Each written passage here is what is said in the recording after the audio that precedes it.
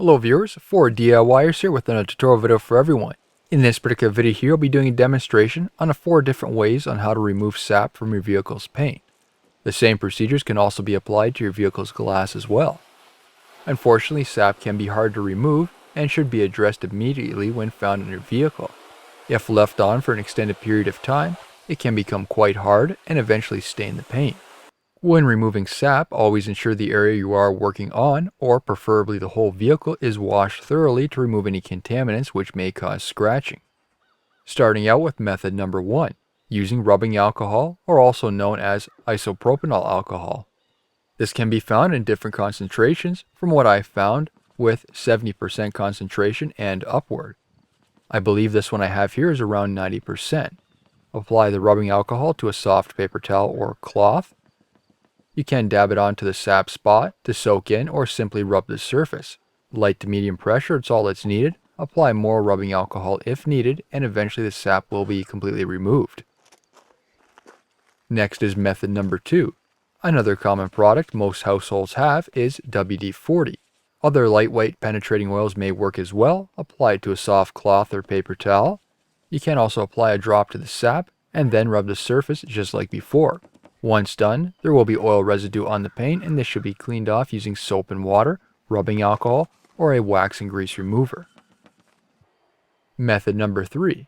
This time around, using a solvent, a wax and grease remover. Same process as before.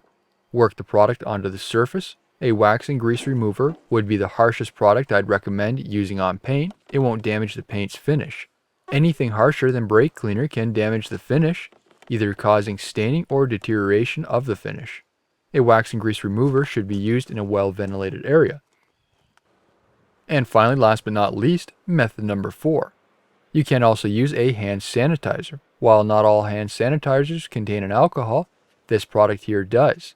The gel formula can be applied to the sap, allowing it to somewhat break down the sap and eventually be cleaned off. Regardless of what product you're using to remove that sap, if sap is left on for a long time, then it can be extremely hard to remove. I'm guessing these sap stains are about a year old on this car, as this is the first chance I've ever had to go around for a full exterior cleaning. Either of these methods can be used on glass as well to remove sap stains. Glass tends to be more durable than paint, so solvents can't damage it as easily. However, just like paint, it can scratch, so it's important to remove any contaminants. After the sap has been removed, a polishing compound should be used to clean the area. Depending on how long that sap was left on the paint, just like a decal, this can cause ghosting or even etch the paint's finish. Ghosting doesn't tend to be an issue with glass, but if you wish, you can use a glass polish. There are various products on the market specifically for this.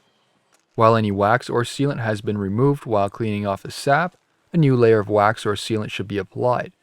This not only protects the paint in general, but also provides a layer in between the paint and future sap droppings, making them easier to remove. Do you have any tips on how to remove sap from your vehicle? Please feel free to share them in the comments below. New videos are released every week on my channel. Be sure to hit that thumbs up button. It's a huge help to me. And don't forget to check out my social media pages such as Facebook, Instagram, Google+, and Twitter to keep up to date with my latest projects. If you're not a subscriber, be sure to also hit that subscribe button, and thank you for watching.